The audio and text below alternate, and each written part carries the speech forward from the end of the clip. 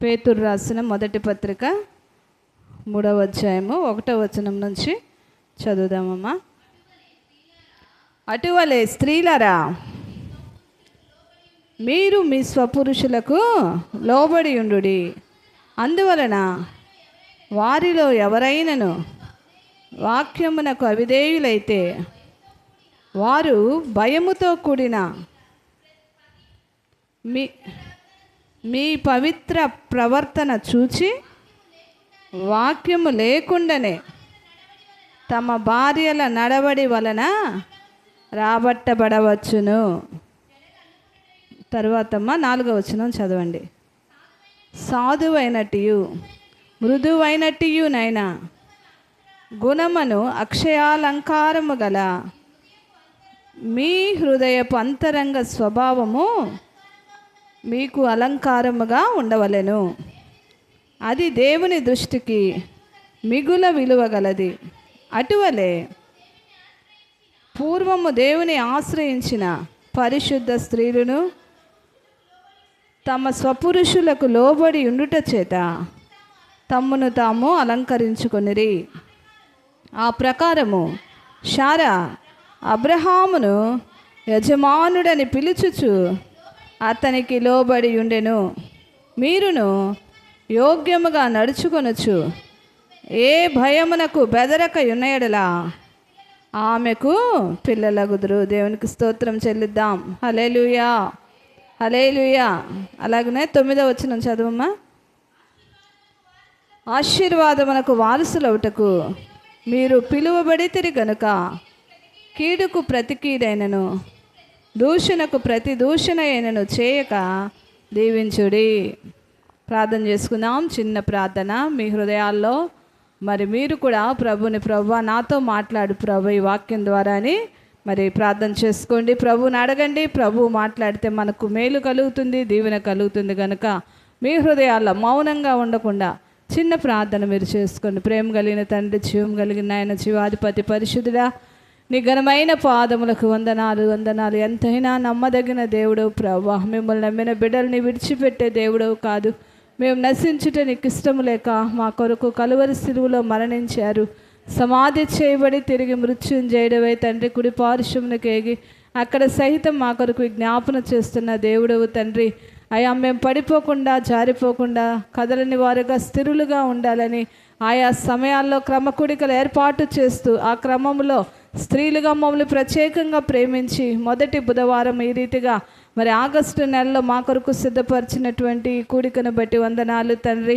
కుడి వచ్చిన బిడ్డలను బట్టి నీకు స్తోత్రాలు. నీ వాక్యమును చదువుకొని ఉంటుండగా ప్రభా, వాక్యం ద్వారా నాతో మాతో మీరు మాట్లాడండి, మమ్మల్ని బలపరచండి నాయన. బలహీనురాల్ని, ఎందుకు పనికిరాని నన్ను మీరు మరుగుపరచండి ఆత్మదేవ. అయా నాయన, నా ముఖాంతరములో నుండి మీరు మాట్లాడి మమ్మల్ని బలపరిచి నీ రాజ్యం కొరకు సిద్ధపరచమని యేసు నామములో స్తుతించి ప్రార్థిస్తున్నాము తండ్రి. ఆమేన్, ఆమేన్, ఆమేన్. చూడండి, ఇక్కడ పేతురు రాసిన మొదటి పత్రిక 3వ అధ్యాయంలో స్త్రీలకి మరి భక్తుడైన పౌలు పేతురు పత్రికలో తెలియజేస్తున్నాడు. స్త్రీలతో మాట్లాడుతూ, అటువలే స్త్రీలారా, మీరు మీ స్వపురుషులకు లోబడి ఉండుడి అంటున్నాడు. ఏం చేయాలండి? మనం స్వపురుషులకు లోబడి ఉండాలి. చాలామంది స్త్రీలు తిరుగుబాటు స్వభావం చేసే స్త్రీలుగా చూస్తుంటున్నాం. లోకంలో ఉన్నవారైతే తిరుగుబాటు చేశారంటే అది మరి వారికి సబబేమో, కానీ దేవుని బిడలగా మరి రక్షించబడిన బిడలంగా దేవుని సన్నిధికి వచ్చే బిడలగా మనము మరి మన స్వపురుషులకు ఎలా ఉండాలండి? లోబడి ఉండాలి. అలా లోబడి ఉన్నప్పుడంట వారు దేవుని ఎరుగని వారైనప్పటికీ అందువలన వారిలో ఎవరైనాను వాక్యమునకు అవిధేయులైతే, చాలామంది మరి పురుషులు దేవుణ్ణి ఎరగని వారుగా ఉంటున్నారు. కొంతమంది పురుషులు దేవుని ఎరిగినప్పటికీ, రక్షించబడినప్పటికీ మరి సంపూర్ణమైన రక్షణలో, సంపూర్ణమైన విధేయతలో ప్రభువునకు ఇష్టలుగా జీవించని పరిస్థితులు కూడా ఉన్నాయి. లోకంలో జీవిస్తూ ఉంటారు. సరైన మారు మనసు అనుభవం లేని పరిస్థితుల్లో ఉంటారు. అట్టి వారి వలన మనకి చాలాసార్లు ఇబ్బందులు, కష్టాలు వస్తుంటాయి. అయినప్పటికీ ఏమంటున్నాడంటే, వారు భయముతో కూడిన మీ పవిత్ర ప్రవర్తన చూచి. మన ప్రవర్తన ఎలా ఉండాలండి? పవిత్రంగా ఉండాలి. మరి భర్త ఎడలే కాదు, బిడ్డలు కూడా ఉంటారు మన గృహాల్లో, మన ఇరుగు పొరుగు వారు ఉంటారు, మన బంధువులు ఉంటారు కదండి. వారు ఏం చేస్తుంటారంటే మనల్ని పరిశీలన చేస్తుంటారు. లోకంలోని బిడ్డలు ఎలా జీవించినా పట్టించుకోరు, కానీ మరి దేవుని నమ్ముకొని రక్షించబడి ఒక విశ్వాసగా మనం జీవిస్తున్నప్పుడు ప్రతి ఒక్కరూ మనల్ని పరిశీలన చేస్తూ ఉంటారు కదా. ఆనాడు ప్రభువైన యేసు కూడా శరీరధారిగా ఉన్న దినాల్లో ఆయనలో ఏదో ఒక లోపాన్ని కనుక్కోవాలని ఆనాడు పరిసయ్యులు, శాస్త్రులు అనేక సార్లు ప్రయత్నించినట్లుగా మనం వాక్యంలో చూస్తుంటాం. ఆయన ఏదో విధంగా ఆయనలో తప్పు పట్టుకోవాలని ఆయనకి ప్రశ్నలు వేసి ఆయన ఏ రీతిగా సమాధానం ఇస్తాడా అని చెప్పేసి వారు శోధించినటువంటి పరిస్థితులు ఉన్నాయి. అంత మాత్రమే కాదు, అపవాది కూడా ప్రభు అయిన యేసుక్రీస్తు వారిని శోధిస్తాడు. శోధించినప్పుడు దేవుడు దేని ద్వారా జయిస్తాడండి? వాక్యము ద్వారా. వాక్యం. అందుకే అంటాడు భక్తుడైన దావీదు, మరి ప్రభువా నీ ఎదుట నేను పాపము చేయకుండానట్లు నా హృదయంలో ఏముండాలి? వాక్యం ఉండాలి. వాక్యం మన హృదయంలో ఉన్నట్లయితే పాపం చేయటానికి మనకి అవకాశం వచ్చినప్పటికీ కూడా మనం చేయం కదా. యోసేపు పాపం చేయటానికి అవకాశం వచ్చినప్పటికీ కూడా తన పరిశుద్ధతను కాపాడుకున్నాడు. అలాగనే స్త్రీలుగా మనకేం చెప్తున్నాడంటే ఇక్కడ భక్తుడైన పౌలు స్వపురుషులకు లోబడి ఉండమంటున్నాడు. రెండవదిగా పవిత్ర ప్రవర్తన కలిగి మనం ఉండాలి. మన పవిత్ర ప్రవర్తనను చూచంట వాక్యము లేకుండానే తమ భార్యల నడవడి వలన వారు రాబట్టబడవచ్చును. మన ప్రవర్తన మరి మన గృహంలో ఎలాగుంది, మన ఇంటిలో ఎలా ఉంది, మన మాటలు ఎలా ఉన్నాయి, మన చూపులు ఎలా ఉన్నాయి, తలంపులు ఎలా ఉన్నాయి, మన పరిస్థితులు ఎలా ఉన్నాయి. మనల్ని చూసినప్పుడు వారంట మన పవిత్ర ప్రవర్తనను చూసి మన బిడ్డలు ఆకర్షితులు అవ్వాలి కదా. మన భర్తలు, పురుషులు ఆకర్షితులు అవ్వాలి, మెరుగు పొరుగు వారు ఆకర్షితులు అవ్వాలి. అటువంటి ప్రవర్తన మనం కలిగి ఉండాలంటే మన హృదయంలో ఏముండాలండి? వాక్యము ఉండాలి, పరిశుద్ధత ఉండాలి. మరి ఇక్కడ పౌలు రెండు మాటలు సెలవిస్తున్నాడు. ఒకటి మరి స్వపురుషులకు లోబడి ఉండమంటున్నాడు, రెండవదిగా పవిత్ర ప్రవర్తన కలిగి ఉండాలి. ఎంతమంది ఆశపడుతున్నారు? మరి నా కుటుంబం అంతా రక్షించబడాలని మనకి ఆశ ఉంటుంది కదండి. ఆశ లేని వారు ఎవ్వరూ ఉండరు. ఎందుకంటే మనం అందరం పరలోకానికి వెళ్ళాలని ఎవరైనా ఆశపడతారు. కానీ ఆశ తీర్చబడాలంటే ఏం చేయాలి? వారి కొరకు మనం ప్రార్థన చేయాలి. అంత మాత్రమే కాదు, వారి ఎదుట మన ప్రవర్తన ఎలా ఉండాలి? పరిశుద్ధంగా ఉండాలి, పవిత్రంగా ఉండాలి. దేవుని విషయంలో నా తల్లి రాజీ పడదు, దేవుని విషయంలో మరి నా భార్య రాజీ పడదు. మరి దేవునికి మందిరానికి వెళ్ళే విషయంలో కానీ, ఇచ్చే విషయంలో కానీ, ప్రేమించే విషయంలో కానీ, దేవునికి సంబంధించింది ఏదైనా సరే అవసరమైతే మమ్మల్ని అయినా వదులుకుంటుంది, కానీ దేవుని విడిచిపెట్టదు అనేటటువంటి సాక్ష్యాన్ని మనం సంపాదించుకోవాలి. మరి షడ్రకు, మేషకు, అబేద్నెగోలు అదే పని చేశారు కదండి. రాజు ప్రతిమను నిలబెట్టినప్పుడు మీరు ఈ బొమ్మకి నమస్కారం చేయకపోతే మిమ్మల్ని తీసుకెళ్ళి అగ్నిగుండంలో పడేస్తాం అన్నప్పటికీ మరి వారు ఏం చేశారు? అగ్నిగుండంలోనికి వెళ్ళటానికైనా ఇష్టపడ్డారు, కానీ దేవుని ఆజ్ఞను తిరస్కరించడానికి ఇష్టపడలేదు. ఒకవేళ దేవుని ఆజ్ఞను తిరస్కరించి ఆ బొమ్మకు మ్రొక్కారనుకో ఎక్కడికి వెళ్ళిపోతారు? వాళ్ళు నిత్య నరకాగ్నికి వెళ్ళిపోతారు. కానీ దానికి వారు ఇష్టపడకుండా మేము మరణించడానికైనా ఇష్టపడతాం, కానీ మా దేవుని ఆజ్ఞను మేము అతిక్రమించాం. ఏమిచ్చాడు దేవుడు ఆజ్ఞ? ఏ విగ్రహమునకు మీరు నమస్కారం చేయకూడదు, మొక్కకూడదు అన్నాడు. కాబట్టి అటువంటి సాక్ష్యం మనం కలిగి ఉండాలి. మనం కూడా మన కుటుంబంలో మన బిడ్డలు వ్యతిరేకిస్తారు. దేవుని మందిరానికి వెళ్తున్నామంటే ఎన్నో పనులు పెట్టేస్తారు కదండి. మరి లేదంటే వారి పిల్లల్ని చూడమనో, పనుల నిమిత్తమో, వారి అవసరాల నిమిత్తమో ఆపేయాలని ప్రయత్నిస్తూ ఉంటాడు. అపవాది వారిని ఆయుధాలుగా వాడుకుంటూ ఉంటాడు. మన యొక్క విశ్వాస జీవితంలో నుండి మనం తొలగిపోవటానికి బలహీనతో పెడతాడు, లేదంటే పిల్లల వల్ల ఆటంకాల్లో పెడతాడు, లేదంటే ఫంక్షన్లో ఏదో ఒకటి ఏ విధము చేతనైనా వీరు ఆత్మీయంగా అభివృద్ధి చెందకూడదు, దేవునికి దూరం అయిపోవాలి, వీరి సాక్ష్య జీవితం పతనమైపోవాలని అనేక రీతులుగా వాడు మాయోపాయాలు పన్నుతూ మరి ప్రవర్తిస్తున్నప్పుడు మనం ఏం చేయాలంటే వాడిని ఎదిరించగలిగే శక్తి మనకి కావాలి. అపవాదిని ఎదిరించండి, అప్పుడు వాడి మీద నుండి పారిపోతాడు అంటున్నాడు కదా. మనం ఏం చేస్తాం తెలుసా? దేవుణ్ణే ఎదిరించి అపవాదికి లోనైపోతుంటాం.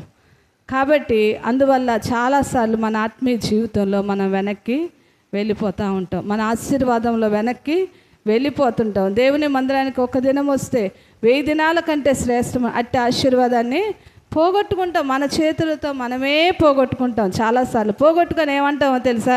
ప్రభువా, నీవు అందరిని ఆశీర్వదిస్తున్నావు, నా కుటుంబాన్ని ఆశీర్వదించట్లేదు, అందరినీ రక్షిస్తున్నావు, నా బిడ్డల్ని రక్షించట్లేదు అని చెప్పి మనం మరలా తిరిగి దేవుణ్ణే నిందించేవారిగా ఉంటున్నాం. లేదండి, దేవుడు ఎంత మాత్రము కూడా అబద్ధం ఆడేవాడు కాదు. ఆయన ఆశ్రయించిన బిడ్డలను ఎంత మాత్రము త్రోసివేసే దేవుడు కాదు. ఆయన ఎంతైనా నమ్మదగిన దేవుడు. కాబట్టి ఆయన కార్యాలు మన జీవితంలో జరగాలంటే మనమేం చేయాలంటే నమ్మకంగా ఆయన కొరకు నిలబడాలి. నిలబడినట్లయితే దేవుడు తప్పకుండా ఆశీర్వదిస్తాడు. చూడండి, ఇక్కడ మరి పవిత్ర ప్రవర్తన కలిగి మనం జీవించాలంటున్నాడు. అంతేకాదు, మరి 3వ వచనం చివర అంటున్నాడు, వెలపటి అలంకారము మీకు అలంకారముగా ఉండక. చూడండి, సాధారణంగా స్త్రీలుగా ఎక్కువ మంది, అంటే మనం దేవుని బిడ్డలుగా చాలా తక్కువ, కానీ లోకంలో ఎక్కువ మంది ఏం చేస్తారండి, చాలా అలంకరించుకోవటానికి ఇష్టపడతారు. ఇప్పుడు మరి ఏ వ్యాపారం ఎలా జరుగుతుందో తెలియదు, కానీ బ్యూటీ పార్లర్లు మాత్రం బాగా రన్ అయిపోతున్నాయి. సామాన్యుడి దగ్గర నుంచి, కూలి పని చేసుకునే వారి దగ్గర నుండి మరి ఐశ్వర్యవంతుడి వరకు ప్రతి ఒక్కరూ బ్యూటీ పార్లర్కి వెళ్ళిపోతున్నారు కదండి. ఉదయం లేచి అక్కడికి వెళ్ళందే వారికి దినచర్య గడవట్లేదు. అంత అలంకారం మీద వారు చూపిస్తున్న శ్రద్ధ, దేవుని కృపను బట్టి దేవుడు మనకు అట్టి ఆశను లేకుండా చేసినందుకు దేవునికి స్తుతులు చెల్లిద్దాం. హల్లెలూయా, హల్లెలూయా. మంచిది, మనకు అట్టి ఆశ అయితే లేదు, కానీ అయితే మనము ఒక అలంకారం చేసుకోవాలని ప్రభువు కోరుకుంటున్నాడు. అదేంటంటే చూడండి, 4వ వచనంలో, సాధువు అయినట్టు మృదువైనట్టు నాయన గుణమను అక్షయాలంకారము గల మీ హృదయపు అంతరంగ స్వభావము మీకు అలంకారముగా ఉండాలి. ఏం కలిగి ఉండాలంటున్నాడండి ఇక్కడ? సాధువైనట్టు మృదువైనట్టు గుణం కదండి. సాధువైనట్టు మృదువైనట్టు. చాలాసార్లు మనకు ఎంత కోపమో కదండి, ఎంత కోపం అంటే అసలు ప్రతి చిన్నదానికి కూడా కోపం వచ్చేస్తుంటే సహజమే, మానవ స్వభావం అది. కానీ దాన్ని జయించాలంటే ప్రార్థన చేయాలి. మన ప్రభువా, నాకు శాంత గుణమును అనుగ్రహించండి, మరి నాకు సాధువైనటువంటి గుణమును అనుగ్రహించండి, మృదువైన స్వభావం నాకు అనుగ్రహించండి కదా. మన బిడ్డల ఎదుట మనం కోపం చూపించకుండా ప్రేమగా వారితో మాట్లాడేమనుకోండి, వారు ఎంత ఇష్టపడతారు కదా. అందుకే అంటాడుగా, పవిత్ర ప్రవర్తనని మనము కలిగి ఉండాలని. అటువంటిది మనం సంపాదించుకోవాలంటే ఏం చేయాలంటే ప్రార్థన ద్వారా మాత్రమే అది సాధ్యం అన్నమాట. మృదువైన మాట ఏం చేస్తుంది తెలుసా? క్రోధమును చల్లారుస్తుందంట. సామెతల గ్రంథంలో రాస్తాడు, 2 వ్యక్తులు మాట్లాడుకుంటున్నప్పుడు మరి అవతల వ్యక్తి మనల్ని కోపంతో రెచ్చగొట్టే విధంగా ఏదో ఒకటి పోట్లాడే విధంగా మాట్లాడుతూ ఉంటాడు. అప్పుడు మనం ఏం చేయాలంటే మృదువుగా, పోనీలే బ్రదర్ అంటే అన్నారులే, ఏమైంది అన్నాం అనుకోండి, అక్కడికి అది అయిపోతుంది. వారు అన్నారని మనం అన్నారని వారు మాట్లాడుకుంటూ ఉంటే ఏమైంది? వివాదం హెచ్చిపోద్ది. తదుపరి చాలా మరి జరగరాని కార్యాలు జరుగుతూ ఉంటాయి. కానీ మృదువైన మాట క్రోధమును చల్లారుస్తుంది. మన ఇంటిలో కూడా ఒక్కొక్కసారి యుద్ధాలు లెగుస్తాయి, పురుషుల వల్ల, బిడ్డల వల్ల, మరి ఇరుగు పొరుగు వారి వల్ల కొన్నిసార్లు యుద్ధాలు లేస్తూ ఉన్నప్పుడు మనం ఏం చేయాలంటే మరి మృదువైనటువంటి మాటలతో నెమ్మదిగా వారికి చెప్పి ఆ యొక్క వివాదమును సరిచేసేవారిగా ఉండాలి. అట్టి జ్ఞానము స్త్రీలుగా దేవుడు మనకి అనుగ్రహించునుగాక. ఆమేన్. తర్వాత అంటున్నాడు చూడండి, హృదయపు అంతరంగ స్వభావము. అంతరంగ స్వభావం ఎలా ఉండాలంటే మరి మన అంతరంగ స్వభావము మరి దేవుడు చూచేవాడిగా ఉంటున్నాడు. పై రూపాన్ని అయితే దేవుడు ఎప్పుడూ చూడండి. నువ్వు నల్లగా ఉన్నా, తెల్లగా ఉన్నా, పొట్టిగా ఉన్నా, పొడుగ్గా ఉన్నా, నువ్వు ఎంత అందవిహీనంగా ఉన్నా, మరి లాజరు సంగతి మనకు తెలుసు కదా, ధనవంతుడు లాజరు సంగతి. లాజరు కుష్టు వ్యాధితో బాధపడుతున్నాడు. అది ఎటువంటి హీనమైన పరిస్థితుల్లో ఉన్నా కూడా దేవుడు ప్రేమిస్తాడు. అయితే మన అంతరంగం మాత్రం పరిశుద్ధంగా ఉండాలి. అంతరంగం పరిశుద్ధంగా లేకుండా చెడుతనముతో అసహ్యంగా ఉంటే మాత్రం దేవుడు ఇష్టపడడు. మన అంతరంగము ఆయనకి ఇష్టముగా ఉండాలి. ఇక్కడ హృదయపు అంతరంగ స్వభావము ఎలా ఉంటుందో మరి మనం ఒకసారి చూద్దామండి. కీర్తనల గ్రంథం 51వ చూడమ్మా. సామెతల గ్రంథం 10వ అధ్యాయం చూడండి. సామెతలు 10:18.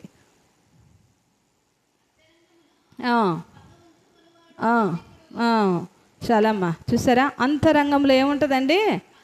పగ. అసలు మన రోమీలకు రాసిన పత్రికలో రాస్తాడు, హృదయంలో అసహ్యమైనవి చాలా ఉంటాయి, 7 కదండి, చాలా ఉంటాయి. అయితే అది ఇప్పుడు నేను మాట్లాడట్లేదు, కానీ ఇక్కడ సామెతల గ్రంథం 10వ అధ్యాయం 18వ వచనంలో అంటున్నాడు, అంతరంగంలో పగ ఉంచుకునేవాడు అబద్ధికుడు. ఒకవేళ మన హృదయంలో అంతరంగంలో పగ పెట్టుకున్నాం అనుకోండి, మనం ఎటువంటి వారం? అబద్ధికులం. అబద్ధికుడు జనకుడు ఎవరు? అబద్ధానికి సాతానుడు. అంటే ఆటోమేటిక్గా మనం ఎవరి పిల్లలం? సాతాను పిల్లలం అయిపోతాం. కాబట్టి మన అంతరంగంలో ఏమి ఉండకూడదంటే పగ అనేది ఉండకూడదు. ప్రేమ తప్ప మన హృదయంలో ఏ ఒక్కరి మీద కూడా మనం పగ పెట్టుకోకూడదు. మన ఇంటి వారి విషయంలోనేమి, బంధువుల విషయంలోనేమి, మందిరంలో ఉన్న విశ్వాసుల విషయంలోనేమి, ఎవరి విషయంలో కూడా మనం పగ పెట్టుకోకూడదు. ఒకవేళ మనల్ని వారు దూషిస్తున్నారేమో, ఒకవేళ మనల్ని వారు ద్వేషిస్తున్నారేమో, మనల్ని బట్టి వారు దుఃఖపడుతున్నారేమో, ఆ విషయం దేవునికి మనం అప్పచెప్పాలి. ఎందుకంటే ప్రభు అన్నాడంటే, పగ తీర్చుట నా పని, మీరేం మాట్లాడద్దు, మీరు మౌనంగా ఉండండి, ఆ పగ నేను తీరుస్తాను, మీ పక్షంగా నేను యుద్ధం చేస్తాను. మీరు ఎవరి విషయమైనా బాధపడుతున్నట్లయితే మీరు ప్రార్థన చేయండి, నేను చూసుకుంటాను అంటున్నాడు. కాబట్టి మనం మృదువైనటువంటి స్వభావం కలిగిన వాళ్ళం ఏం చేయాలంటే, పోట్లాడటం మంచిది కాదు, అంతరంగంలో పగ ఉంచుకోవటం మంచిది కాదు. ఎవరినైనా సరే క్షమించాలి కదండి. క్షమించకుండా మనం బల్లను సమీపించకూడదు. మీరు బల్లను సమీపిస్తుండగా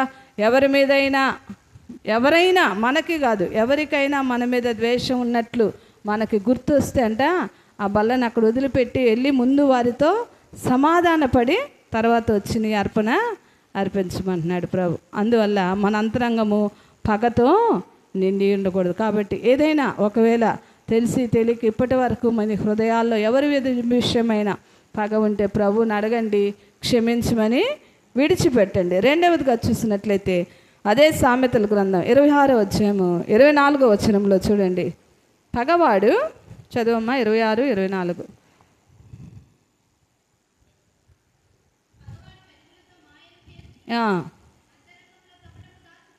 చాలమ్మా. చూసారా, పగవాడు అంటే ఏం చేస్తాడు? పెదవులతో మాయలు చేసి అంతరంగంలో కపటం. అంటే కపట మనస్సు అంటే లోపల ఒకటి పెట్టుకొని పైకి ఒకటి మాట్లాడతాం. చాలాసార్లు మరి ఎదుటివారు బాగుపడుతుంటే మనం చూసి ఓర్చుకోలేని పరిస్థితి. మన బంధువులే కావచ్చు, రక్త సంబంధికులే కావచ్చు, ఇరుగు పొరుగు వారే కావచ్చు. ఒక మంచి బిల్డింగ్ కట్టుకుంటున్నారనుకోండి, వీరికి ఏంటో బాధ బాధ బాధ లోపల మరి ఉడికిపోతూ ఉంటారు కదా. ఎవరైనా ఒక మంచి విద్యను సంపాదించుకుంటున్నారు, లేదా ఒక మంచి ఉద్యోగం వచ్చిందనుకోండి, లేదంటే ఒక మంచి కారు కొనుక్కున్నారనుకోండి, వీళ్ళకి అసూయ, కపటం. కానీ పైకి ఏమంటారు? చాలా సంతోషం అండి, మీరు మంచి కారు కొనుక్కున్నారు. దాన్ని ఏమంటారంటే పెదవులతో ఏంటమ్మా, పెదవులతో మాయ మాటలు చెప్పటం. ఇది కూడా అంతరంగంలో ఉంటే యేసయ్యకి ఇష్టం ఉండదు. మనం చాలా నేర్చుకోవాలి, చాలా కష్టపడాలి ఆత్మీయ జీవితంలో అభివృద్ధి చెందాలంటే కదా. ఇవన్నీ పొందుకోవాలంటే మనం ఏం చేయాలి? ఎక్కువగా ప్రార్థన చేయాలి, ఎక్కువగా దేవునితో సహవాసం చేసినప్పుడు ప్రభువు తన సారూప్యములోనికి మనల్ని మారుస్తాడు. అంటే ప్రభు ఎలా జీవించాడు, మరి ఆయన్ని దూషిస్తున్న వారిని, హింసిస్తున్న వారిని కూడా సిలువలో మరి కొడుతున్న వారిని కూడా ఏమన్నాడు? ప్రభు వీరు ఏం చేస్తున్నారో క్షమించిన ఆయన, వీరికి తెలియదు ప్రభు. అటువంటి మాటలు మనం చెప్పాలంటే, మనం ఆ స్థాయికి ఎదగాలంటే చాలా కష్టం కదండి. కానీ ప్రభు అది కోరుకుంటున్నాడు, మీరు నా సారూప్యంలోనికి మార్చబడాలి అంటే మనం ఏం చేయాలి? ప్రభుతో సహవాసం చేయాలి, ఎక్కువగా ప్రార్థన చేయాలి, ఎక్కువగా ఆత్మను బలపరుచుకున్నట్లయితే అది సాధ్యమే. మరి గ్రహం స్టెయిన్స్ని ఆయన చంపేసినప్పుడు కూడా ఆ పిల్లలు తన భార్య కూడా ఏమంటారు? క్షమించి వదిలిపెట్టేయమంటారు. మరి మొన్న ఒక ఆయన్ని చంపేశారు కదమ్మా, ప్రవీణ్ పగడాల్ గారిని. మరి వారి మిస్సెస్ కూడా అదే మాట అందంట, క్షమించండి విడిచిపెట్టే. అంటే అది ప్రభువు యొక్క మనస్సు, ప్రభువు యొక్క ప్రేమ. ఎందుకంటే పగ తీర్చేది ఆయన, కానీ మనం ఏం చేయాలంటే ఆ ప్రేమను కనపరిచేవారిగా ఉండాలి. అంతేగాని మరి పెదవులతో పైకి ఒకటి మాట్లాడుతూ హృదయంలో కపటం పెట్టుకుంటే ప్రభువుకి ఇష్టం ఉండదు. అది సరి అయిన అలంకారం కాదు. కనుక మన అంతరంగ స్వభావము అలంకారంగా ఉండాలంటే మన అంతరంగంలో ఇవన్నీ కూడా ఉండకూడదు. తదుపరి చూద్దామా అమ్మ, లూకాసు వార్త 11వ అధ్యాయము 39వ వచనంలో ప్రభువే చెప్తున్నాడు ఒక మాట. లూకాసు వార్త 11వ అధ్యాయము 39వ వచనం. అందుకు ప్రభు ఇట్లా నేను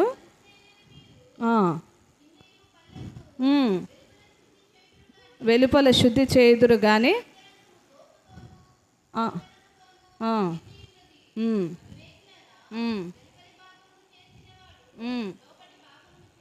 చాలమ్మా.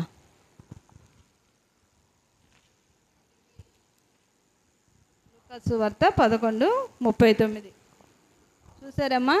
అందుకు ప్రభు ఇట్లా నేను పరిసయ్యులైన మీరు గిన్నెయు పల్లెమును వెలుపల శుద్ధి చేదురు కానీ మీ అంతరంగం ఎలా ఉందంట?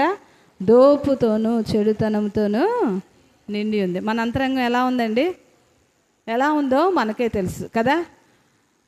మీ అంతరంగం ఎలా ఉందో నాకు తెలీదు, నా అంతరంగం ఎలా ఉందో మీకు తెలీదు. కాబట్టి ఎవరికి వారు తెలుసు కనుక మీరే పరిశీలన చేసుకోండి.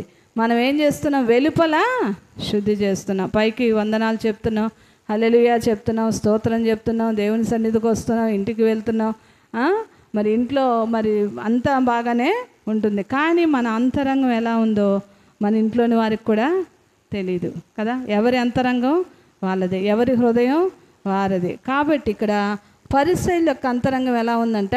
దోపుతోనూ చెడుతనముతోనూ నిండి ఉంది. వాళ్ళు ఏం చేస్తున్నారు? వెలుపల మాత్రం శుద్ధి చేస్తున్నారు. అంటే వారు దేవునికి ఇచ్చే విషయంలో, దేవుని మందిరానికి వచ్చే విషయంలో, దేవునికి సంబంధించిన విషయాలు అన్నీ కూడా ఖచ్చితంగా చేస్తారు. మనం చూసినప్పుడు అబ్బా వీరంత భక్తులు ఇంకెవ్వరు లేరు అనుకుంటాం. కానీ వారి అంతరంగం ఎలా ఉందో ప్రభువు చూస్తున్నాడు. వారి అంతరంగం దోపుతోనూ చెడుతోనూ నిండి ఉన్నది. అటువంటి వారు కూడా దేవుని రాజ్యానికి వారసులు కారు. అయితే మన అంతరంగంలో ప్రభువు ఏం కోరుతున్నాడంటే, కీర్తనల గ్రంథం 51వ అధ్యాయము 6వ వచనం చూద్దాం. కీర్తనల గ్రంథం 51వ అధ్యాయం 6వ వచనం.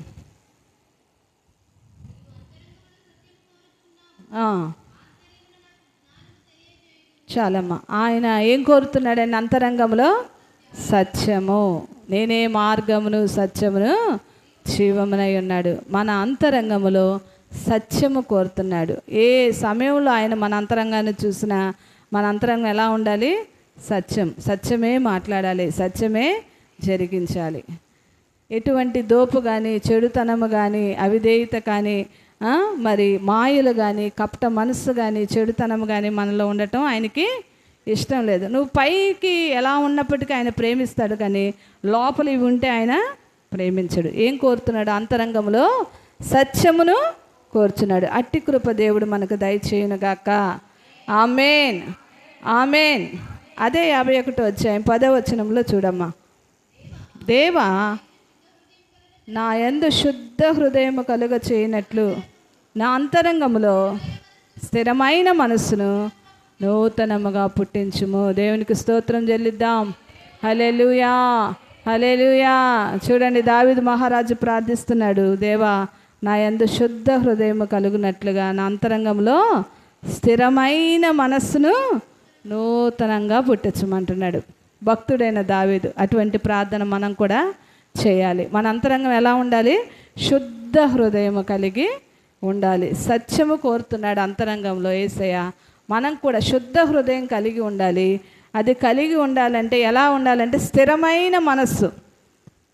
ఒక్కొక్కసారి ఎట్లా ఉంటుందంటే, మరి వాక్యం వింటున్నప్పుడు మరి ప్రేరేపించబడి, ప్రభువా నేను ఇలాగే ఉండాలి, ఇలాగే జీవించాలి, వాక్య ప్రకారం నేను నడవాలి, నీకు బలా నమ్మకమైన మంచి దాసురాలని చెప్పించుకోవాలి అని చెప్పి మనం ఆశపడతాం. కొన్ని రోజులు ఉంటాం, మరి కొన్ని రోజుల తర్వాత మరి లోకంతో సహవాసం చేస్తున్నప్పుడు, దేవుని సహవాసం నాకు దూరం అయిపోయినప్పుడు ఏం చేస్తాం? మరలా ఇవన్నీ విడిచిపెట్టేస్తాం. అంటే స్థిరమైన మనస్సు ఉండదు. కొన్ని రోజులు దేవుడు, కొన్ని రోజులు లోకం, కొన్ని రోజులు దేవుడు, కొన్ని రోజులు బంధువులు, కొన్ని రోజులు దేవుడు, కొన్ని రోజులు శరీరానుసారమైన మనస్సు. కాబట్టి అటువంటి పరిస్థితి దేవుడు ఇష్టపడడు. స్థిరముగా మనము నిలబడాలి. కదలని వారిగా స్థిరంగా దేవునిలో మనం నిలబడాలి. అట్టి మనస్సు కావాలని మనం ఏం చేయాలండి? ప్రార్థన చేయాలి. మనం ఎప్పుడు ప్రార్థన చేస్తున్నప్పుడు శరీర సంబంధమైన వాటి కొరకే ఎక్కువగా ప్రార్థిస్తాం, కానీ ఆత్మ సంబంధమైన విషయాల గురించి ప్రభువుని అడగం. మంచిదే, మందిరంలో ప్రార్థిస్తున్నప్పుడు మరి వచ్చిన బిడ్డల కొరకు, మరి అవసరతల కొరకు, బలహీనుల కొరకు ప్రార్థించాలి. అది మరి దేవుడు ఆజ్ఞాపించాడు కదా. 2 తిమోతిలకు రాసిన పత్రిక మరి 2వ అధ్యాయం 1వ వచనంలో అనుకుంటా అంటాడు, మీరు నెమ్మదిగా సుఖముగా బ్రతుకు నిమిత్తం రాజుల కొరకు, అధికారుల కొరకు, ప్రజలందరి కొరకు విజ్ఞాపన చేయమంటాడు. చూడండి 2వ తిమోతి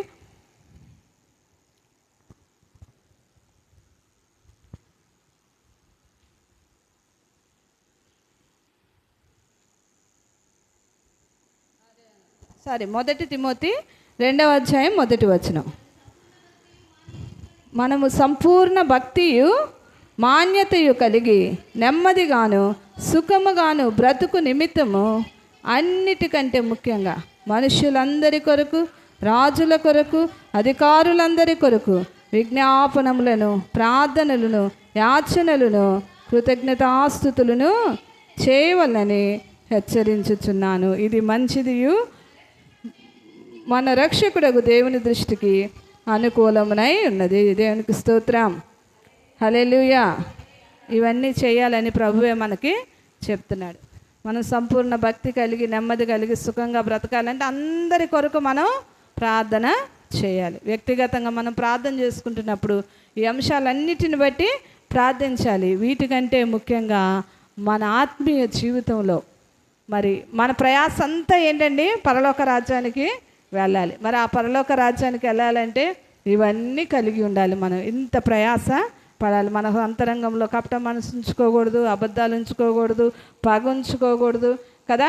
ఇవన్నీ మరి దోపుతో, చెడుతనంతో మన అంతరంగం నిండి ఉండకూడదు. ఇవన్నీ పోవాలి. చెడుగంతా పోవాలంటే ఏం చేయాలి? మంచి లోపలికి రావాలి కదండి. మరి ఒక గ్లాసులో మురికి నీరు పెట్టి మరి ఇంకొక గ్లాసులో నుండి మంచినీళ్ళు దాంట్లో పోస్తూ ఉన్నప్పుడంట ఈ మురికి నీరు అంతా బయటకు వెళ్ళిపోతుంది కదా. ఆ గ్లాస్ కూడా మంచినీరుగా మారిపోతుంది. అట్లాగే మనం ఎక్కువగా ప్రభుతో సహవాసం చేస్తూ, ఎక్కువగా ప్రార్థన చేస్తూ, ఎక్కువగా వాక్యధ్యానం చేస్తూ, ఎక్కువగా దేవుని బిడ్డలతో సహవాసం చేస్తూ, ఎక్కువగా దేవుని వాక్యాలు వింటూ మన సమయం ఎక్కువగా దేవునితో గడుపుతున్నప్పుడంట మరి ఆయన సారూప్యం మనలోనికి వచ్చేస్తుంది. 6 నెలలు సహవాసం చేస్తే వారు వీరు, వీరు వారిగా మారిపోతారంటారు కదా. అలాగనే ప్రభుతో మనం ఎక్కువ సహవాసం చేసినప్పుడు మనం ఆయన సారూప్యంలోనికి మార్చబడతాం. అంత మాత్రమే కాదు, ఈ దినము నుండి మీ ప్రార్థనలో మీరు చేయవలసింది ఏంటంటే, ప్రభువా నా అంతరంగము నీకు ఇష్టముగా ఉండాలి, నా అంతరంగములో సత్యము ఉండాలి, నా అంతరంగంలో శుద్ధ హృదయము ఉండాలి అని చెప్పేసి మనం ప్రార్థన చేసుకోవాలి. నీకు ఇష్టమైనటువంటి హృదయం నాకు దయచేయి ప్రభువా. అది అప్పుడప్పుడు కాదు కానీ స్థిరంగా ఉండేటట్లు మరి నాకు అనుగ్రహించమని దావీదు ఏ రీతిగా ప్రార్థించాడో అట్టి ప్రార్థన మనం చేయవలసిన వారమై ఉంటున్నాం. తదుపరి చూద్దామమ్మ కీర్తనలు 103:1 కూడా మరి దావీదు మహారాజు మనందరికీ తెలిసిన వాక్యం ఏది? నా ప్రాణమా యెహోవాను సన్నుతించుము, నా అంతరంగం ఉన్న సమస్తమా ఆయన పరిశుద్ధ నామమును. చూసారండి, మనం ఏం చేయాలి? ప్రాణముతో ఆయన్ని సన్నుతించాలి. అంతరంగంలో ఉన్న సమస్తముతో ఆయన్ని సన్నుతించాలి. అంటే అంతరంగం అంతా ఆయనకి ఇష్టంగా ఉన్నప్పుడే కదా ఆ సమస్తముతో ఆయన్ని మనం స్తుతించగలం. అదే ఆయనకు ఇష్టమైనవి ఉంటే కొన్ని పక్కన పెట్టాలి, కొన్నిటితోనే ఆయన్ని స్తుతించాలి. కాబట్టి అటువంటి స్థితి లేకుండా సమస్తము పరిశుద్ధపరచమని ప్రార్థిద్దాం. దావీదు వలె స్థిరమైన మనస్సును, శుద్ధ హృదయమును కావాలని ప్రార్థన చేద్దాం. మరి అదే సమయంలో చూడండి, ఎఫెసీయులకు రాసిన పత్రిక 3వ అధ్యాయము 15వ వచనాన్ని చూద్దాం. త్వరగా ఎఫెసీయులకు రాసిన పత్రిక 3:15.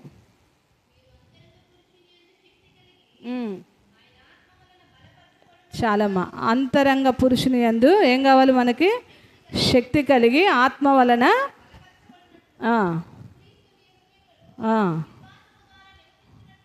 ఉమ్, ఉమ్, ఉమ్, ఉమ్, ఉమ్, ఆ,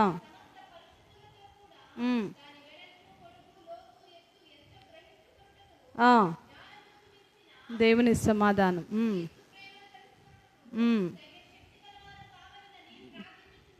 చాలమ్మా. ఇక్కడ మనకు కావలసిన మాట ఏంటంటే ఎఫెసీయులకు రాసిన పత్రిక 3వ అధ్యాయము 15వ వచనంలో చదువునాను ఒకసారి. అంతరంగ పురుషుని యందు ఏం కావాలమ్మా? మనకి శక్తి కావాలి. ఆయన ఆత్మ వలన బలము కావాలి. మన అంతరంగ పురుషుడు శక్తితో ఉండాలి. అంటే ఆత్మ, మనలో ఒక ఆత్మ ఉంది. మన శరీరం నశించిపోద్ది.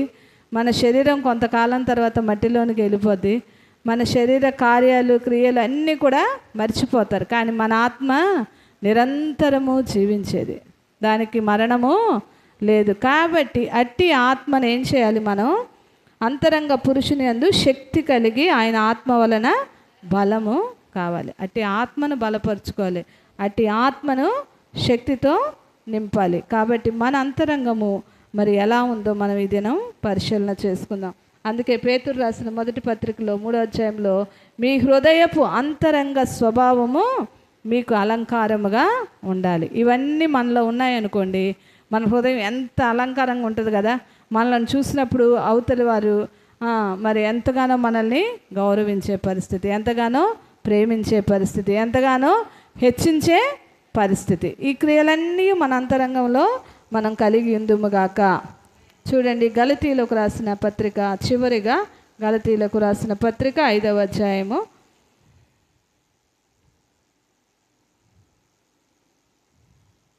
16వ వచనం నుంచి చదువుతున్నాను. చూడండి. నేను చెప్పున్నదేమనగా ఆత్మానుసారముగా నడుచుకొనుడి, అప్పుడు మీరు శరీరేచ్ఛను నెరవేర్చరు. ఎలా నడుచుకోవాలండి? మనం ఆత్మానుసారముగా ఆత్మానుసారమైన మనస్సు అంట జీవం అంట, శరీరానుసారమైన మనస్సు మృతం, మరణం. మనకేది కావాలి? మరణమా జీవమా? చెప్పండి. చిన్న బలహీనత రాగానే గబగబా హాస్పిటల్కి పరిగెత్తాం. ఎందుకండి? బ్రతకాలని కదా.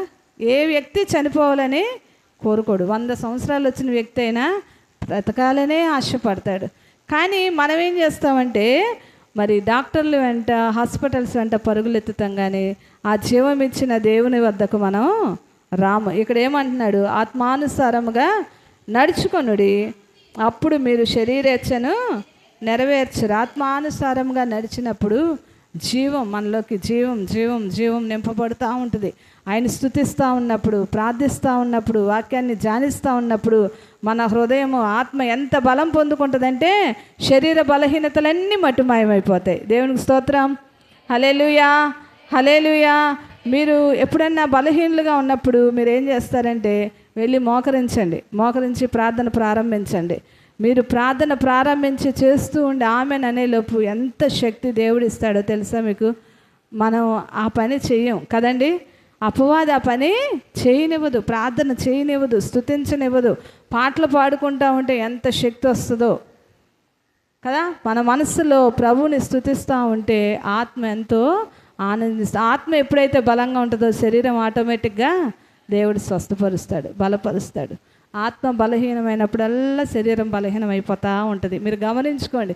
ఎప్పుడైనా బలహీనలుగా ఉన్నప్పుడు మరి పాటలు పాడుకోండి, ప్రభువుని స్తుతించండి, ఆరాధించుకోండి. ఇంట్లో ఒక్కలే, మందిరంలో ఆదివారం ఆరాధన జరిగినప్పుడే కాదు, ప్రతి దినం మన గృహంలో వ్యక్తిగతంగా ఒంటరిగా కూర్చొని ప్రభు చేసిన కార్యాన్ని బట్టి ఆయన స్తుతిస్తూ ఆరాధిస్తున్నప్పుడు దేవుడు ఆత్మతో అభిషేకిస్తాడు.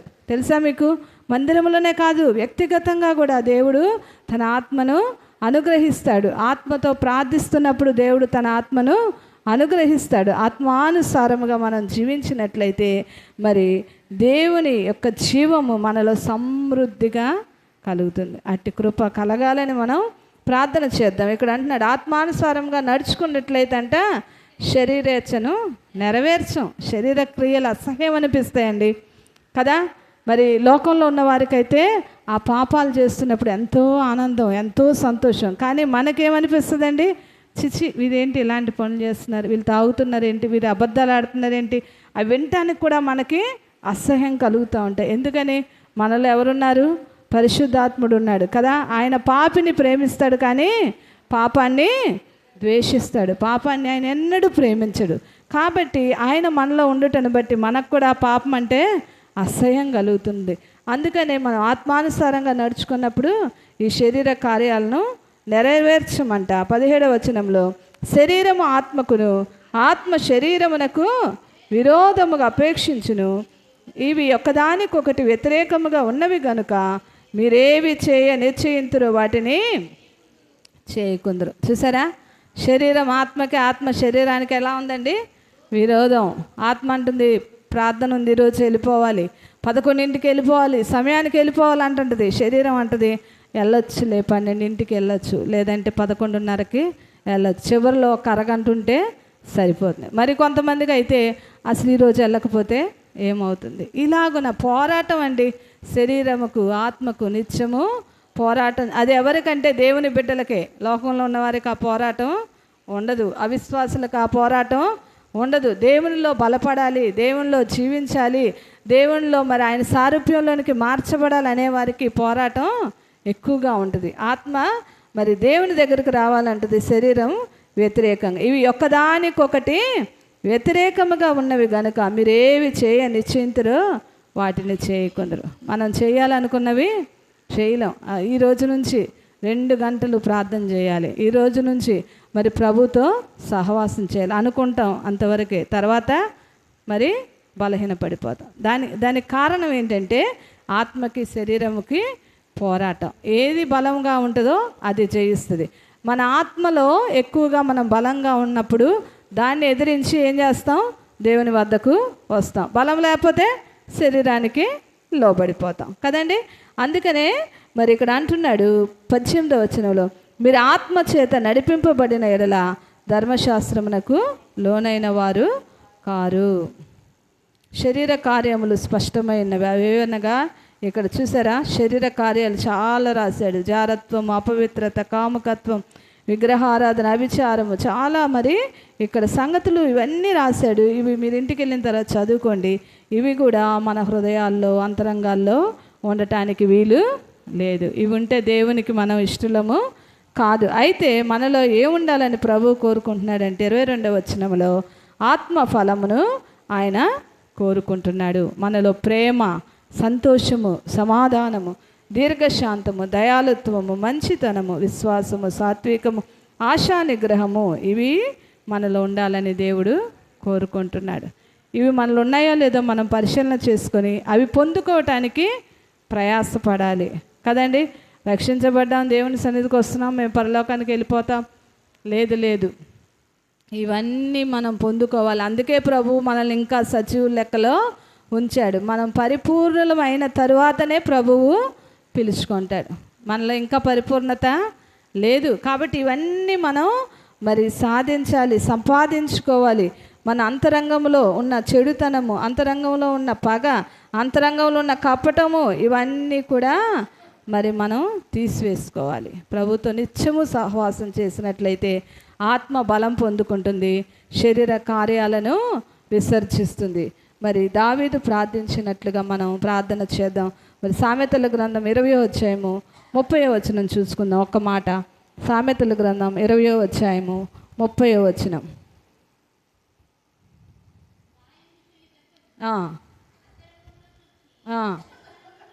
గాయములు చేయు దెబ్బలు అంతరంగములో చొచ్చి చెడుతనము తొలగించాలి. మన హృదయంలో ఉన్న చెడుతనం తొలగిపోవాలి అని అంటే ప్రభు కొన్నిసార్లు శ్రమలు పెడతాడు మనకి కదా. కొన్నిసార్లు ఇబ్బందులు తీసుకొస్తాడు. కొన్నిసార్లు మన శరీరమును బాధకు అప్పగిస్తాడు. ఎందుకంటే ఆ శ్రమ వచ్చినప్పుడు మనం దేవుని వైపు తిరుగుతాం. శ్రమ లేకపోతే అసలు మన ఇష్టానుసారం కదండి, తినటం, త్రాగటం. ధనవంతుడు అంటాడు కదా, నా ప్రాణమా తిను, త్రాగు, సుఖించు, అనేక సంవత్సరాలకు సరిపడ పంట నీకు సమృద్ధిగా ఉందంటాడు. అప్పుడు దేవుడు ఏమంటాడు? వెర్రివాడా, ఈ రాత్రే నీ ప్రాణమును అడుగుతున్నాడు. ఎన్నున్నా మనకు ప్రాణం లేకపోతే విలువ లేదు. ఎంతోమంది చూడండి, కోట్లు కోట్లు సంపాదించి లోకాన్ని విడిచి వెళ్ళిపోయారు. ఏమన్నా ప్రయోజనం ఉందా? ఏం ప్రయోజనం లేదు. అందుకే సామెతల గ్రంథంలో అంటాడు, చచ్చిన సింహము కంటే బ్రతికి ఉన్న కుక్క మేలు. ఎందుకని? కుక్కలో ఏముంది? జీవం ఉంది. సింహంలో ఏముంది? జీవం లేదు. అదే రెండు బ్రతికుంటే సింహమే గొప్పది. కానీ సింహం చచ్చిపోయింది కాబట్టి సింహం కంటే ఇప్పుడు కుక్కే గొప్పది. అంటే మనలో ఉన్న జీవానికే కానీ మనకేమీ కూడా విలువ, శరీరానికి ఏ విలువ కూడా లేదు. మనలో జీవింపచేసే ఆత్మను ప్రభు ఉంచాడు కాబట్టి, నిరంతరము జీవించేది ఆత్మ కాబట్టి మనం ఎక్కువగా దేని కొరకు ప్రయాసపడాలి? ఆ ఆత్మ బలమును పొందుకొని ఆయన సారూప్యంలోనికి మార్చబడి ఆయనతో నిత్య సహవాసంలో పరలోక రాజ్యంలో ప్రవేశించాలని మనం ప్రయాసపడాలి. మనం ప్రయాసపడుతూ మన ఇంటి వారి కొరకు, మన రక్త సంబంధుల కొరకు, బంధువుల కొరకు, సంఘంలోని వారి కొరకు, మనం ప్రేమించే వారందరి కొరకు మనం ప్రార్థన చేయాలి. ఎందుకంటే వారికి తెలీదు వారు నిత్య నరకాగ్నికి వెళ్తున్నారని. వారికి తెలీదు అది నిత్య మరణము, అగ్ని ఆరదు, పురుగు చావదని వారికి తెలియదు. కాబట్టి వారి కొరకు మనం ఏం చేయాలండి? ప్రార్థన చేయాలి. కాబట్టి ఇక్కడ పేతురు రాసిన మొదటి పత్రికలో మరేమంటున్నాడంటే, సాధువైనట్టు మృదువైనట్టునైన గుణమను అక్షయ అలంకారము గల మీ హృదయపు అంతరంగ స్వభావము మీకు అలంకారముగా ఉండవలెను, అది దేవుని దృష్టికి మిగుల విలువగలది. చూసారా, దేవుని దృష్టికి ఎలా ఉంది? అది మిగుల విలువగలది, ముత్యము కంటే విలువైనది. కాబట్టి అట్టి అక్షయాలంకారము, అట్టి హృదయపు అంతరంగ స్వభావము, దేవుడి రోజు మాట్లాడినటువంటి ఆ లక్షణాలు, ఆ సంగతులు మన హృదయంలో దేవుడు కలుగ చేయును కాక. ఆమేన్, ఆమేన్, ఆమేన్. దేవుడి వాక్యమును దీవించి ఆశీర్వదించి నెరవేర్చునుగాక. ఆమేన్. ప్రార్థన చేసుకుందామండి. అందరూ మోకరించండి, ప్రార్థన చేద్దాం. వెత్తబడిన వాక్యము, మనం విన్న మాటలు దుష్టుడు ఎత్తుకొని పోవటానికి సిద్ధంగా ఉంటాడు. కాబట్టి దుష్టుడు ఎత్తుకొని పోకుండా ప్రార్థన చేయాలి. విన్న ప్రతి మాటను బట్టి